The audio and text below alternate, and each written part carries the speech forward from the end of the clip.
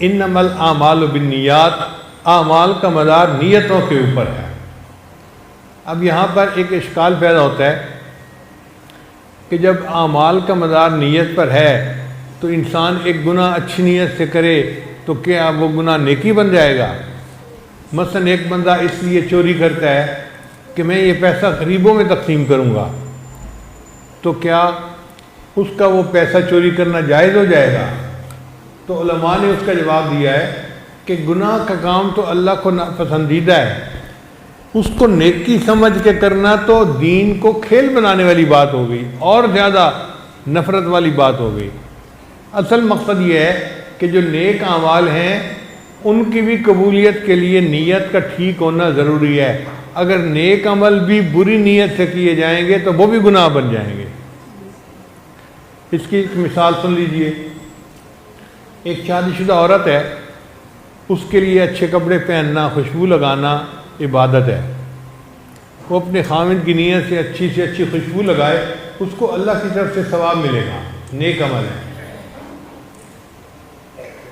لیکن اگر وہی عورت شادی پہ جانے کی تیاری کر رہی ہے اور خوشبو لگانا چاہتی ہے، اور خوشبو لگاتے ہوئے اس کے ذہن میں یہ بات آ جاتی ہے کہ آج مجلس میں فلاں کزن بھی آیا ہوگا اور میرے اس کزن کو یہ خوشبو زیادہ پسند ہے، لہٰذا میں یہ خوشبو لگا لیتی ہوں، اب اس خوشبو کا لگانا اس کے لیے گناہ بن جائے گا۔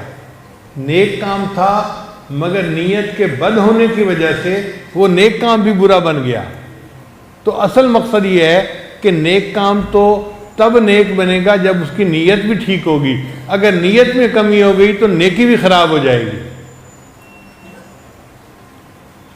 تو ہم اپنے ہر کام میں اپنی نیت کو واچ کرتے رہا کریں، پرکھتے رہا کریں کہ ہم کس لیے کر رہے ہیں۔ پہلے وقتوں میں اپنے مشائخ کے پاس رہ کر لوگ 10 سال تک نیت کرنا سیکھا کرتے تھے۔ حضرت شیخ حدیث محمد زکریا رحمۃ اللہ نے اپنی کتاب میں لکھا ہے کہ ایک آدمی اپنے شیخ کے پاس 8 سال رہا اور وہ کہتے ہیں کہ میں نے 8 سال میں اپنی نیت کو ٹھیک کرنا سیکھا۔ ہم لوگ تو سمجھتے ہیں کہ ہماری نیتیں ٹھیک ہیں، کبھی اس پر محنت ہی نہیں کی، ہمیں تو اس پر محنت کرنے کی ضرورت ہے۔ ایک آدمی نے مکان بنوایا اور اپنے شیخ کو بلوایا دعا کے لیے۔ انہوں نے آ کر مکان دیکھا تو انہوں نے پوچھا بھئی یہ بتاؤ تم نے اپنے کمرے کے اندر کھڑکی روشن دان کیوں رکھا ہوا ہے؟ اس نے کہا جی یہاں سے ہوا اور روشنی آتی ہے۔ انہوں نے کہا اللہ کے بندے تو نیت یہ کرتا کہ اس کھڑکی روشن دان سے اذان کی آواز